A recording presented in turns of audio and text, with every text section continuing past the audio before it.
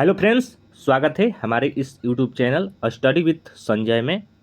Friends, आज के इस वीडियो में हम लोग देखने वाले हैं हिंदी व्याकरण से संबंधित 50 महत्वपूर्ण वीवीआई ऑब्जेक्टिव क्वेश्चनों को। आप किसी भी एग्जाम की तैयारी कर रहे हो, ये सभी क्वेश्चन आपके एग्जाम में बार बार आते हैं। आप लोग वीडियो में पूरा एंड तक बने रहिएगा। हम लोग पूरे 50 क्वेश्चन का रिवीजन करने वाले हैं हिंदी व्याकरण से संबंधित। तो चलिए अपना पहला प्रश्न से शुरू करते हैं। संज्ञा के कितने भेद होते हैं? वेरी वेरी इंपोर्टेंट है। संज्ञा के कुल कितने भेद होते हैं?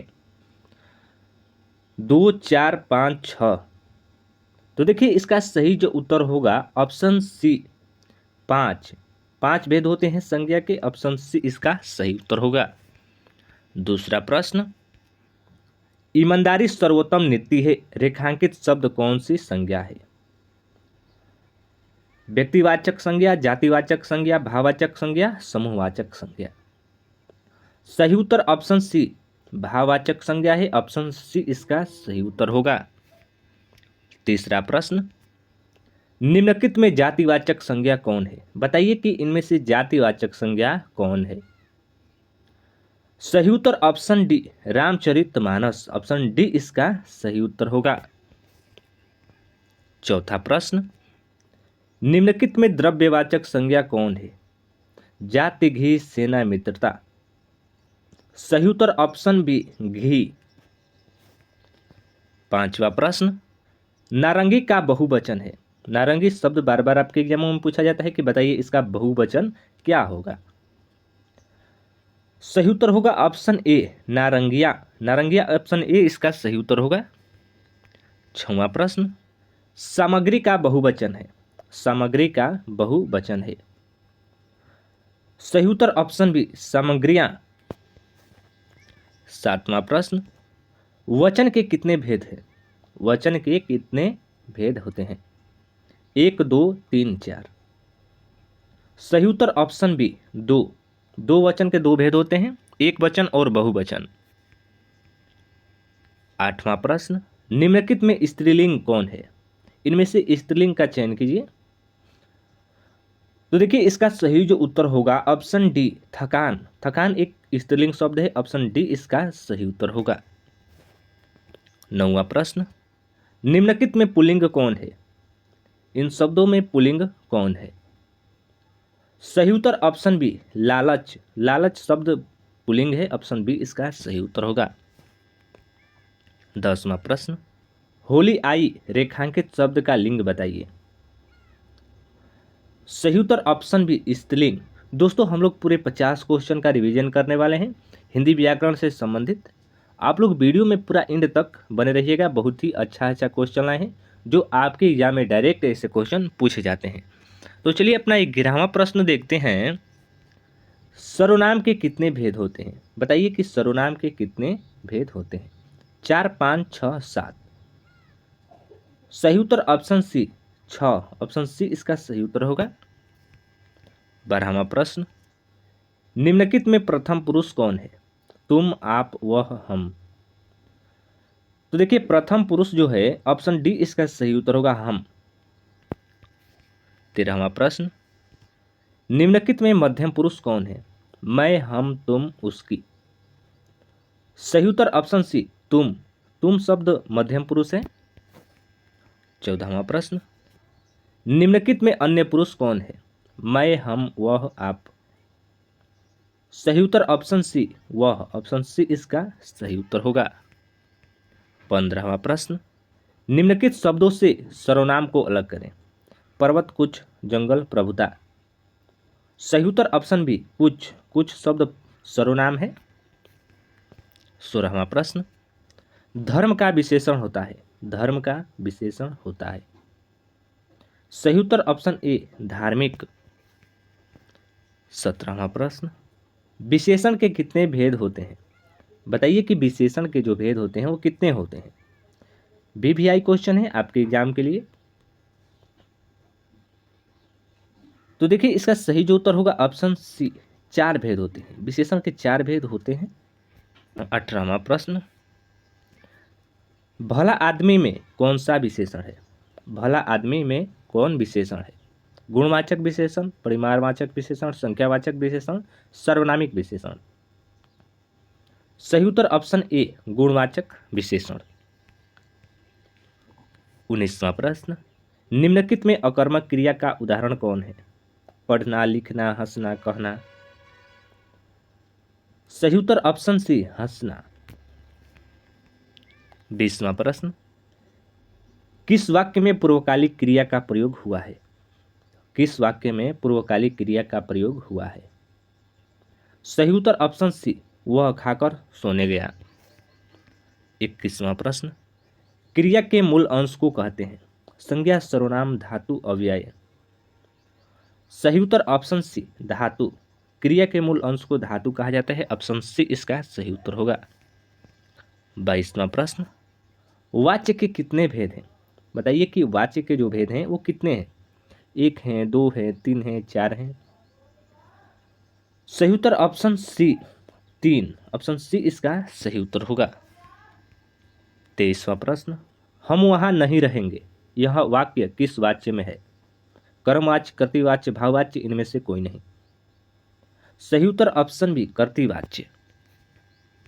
24वां प्रश्न, वाच्य के भेद होते हैं 2, 3, 4, 5। सही उत्तर ऑप्शन बी 3। वाच्य के 3 भेद होते हैं। ऑप्शन बी इसका सही उत्तर होगा। 25वां प्रश्न, मैं पढ़ रहा हूं कौन सा वर्तमान काल है? सही उत्तर ऑप्शन बी तत्कालिक वर्तमान काल। 26वां प्रश्न, अव्यय के कितने भेद होते हैं? सही उत्तर ऑप्शन बी 5। ऑप्शन बी इसका सही उत्तर होगा। 27वां प्रश्न, जिस निपात से प्रश्न का बोध होता है कहलाता है? जिस निपात से प्रश्न का बोध होता है कहलाता है? सही उत्तर ऑप्शन डी प्रश्नबोधक निपात। ऑप्शन डी इसका सही उत्तर होगा। 28वां प्रश्न, जिस निपात से तुलना की जाती है कहलाता है? जिस निपात से तुलना की जाती है कहलाता है? सही उत्तर ऑप्शन बी तुलनाबोधक निपात। 29वां प्रश्न, जो क्रिया की उत्पत्ति में सहायक हो उसे कहा जाता है? जो क्रिया की उत्पत्ति में सहायक हो उसे कहा जाता है? सही उत्तर ऑप्शन ए कारक। कारक कहा जाता है उसे। 30वां प्रश्न, क्रिया के करने वाले को कहते हैं? कर्ता, कर्म, संप्रदान, करण। सही उत्तर ऑप्शन ए कर्ता। क्रिया को करने वाले को कर्ता कहते हैं। ऑप्शन इसका ए सही उत्तर होगा। 31वां प्रश्न, राम ने रावण को मारा, इस वाक्य में कौन दो कारकों के चिन्ह लगे हैं? वेरी वेरी इंपोर्टेंट है आपके एग्जाम के लिए, बार बार पूछा जाता है आपके एग्जामों में ये क्वेश्चन। तो देखिए इसका सही जो उत्तर होगा ऑप्शन बी कर्ता और कर्म। 32वां प्रश्न, प्रत्येक का संधि विच्छेद है? प्रत्येक शब्द भी बार बार आपके एग्जामों में पूछा जाता है, किसका संधि विच्छेद बताइए। तो देखिए इसका सही जो उत्तर होगा ऑप्शन डी प्रतिधन 1। ऑप्शन डी इसका सही उत्तर होगा। 33वां प्रश्न, स्वर संधि का उदाहरण कौन है? स्वर संधि का उदाहरण कौन है? सही उत्तर ऑप्शन सी नायक। ऑप्शन सी इसका सही उत्तर होगा। 34वां प्रश्न, गिरीश का संधि विच्छेद क्या है? गिरीश का संधि विच्छेद क्या है? सही उत्तर ऑप्शन बी गिरिधन ईश। ऑप्शन बी इसका सही उत्तर होगा। 35वां प्रश्न, नयन का संधि विच्छेद क्या है? वेरी वेरी इंपोर्टेंट है, आपके एग्जामों में बार बार पूछा जाता है। बताइए कि नयन का संधि विच्छेद क्या है? सही उत्तर ऑप्शन सी ने धन अन। ऑप्शन सी इसका सही उत्तर होगा।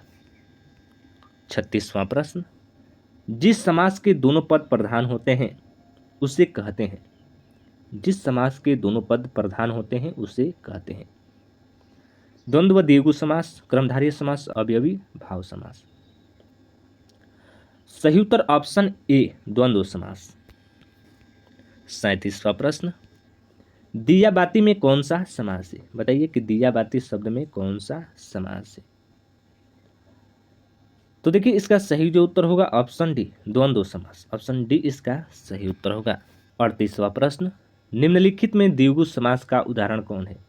निम्नलिखित में द्विगु समास का उदाहरण कौन है? सही उत्तर option B Panchvati, option B इसका सही उत्तर होगा। 39वां प्रश्न, निम्नलिखित में कौन सा शब्द चांद का पर्याय है?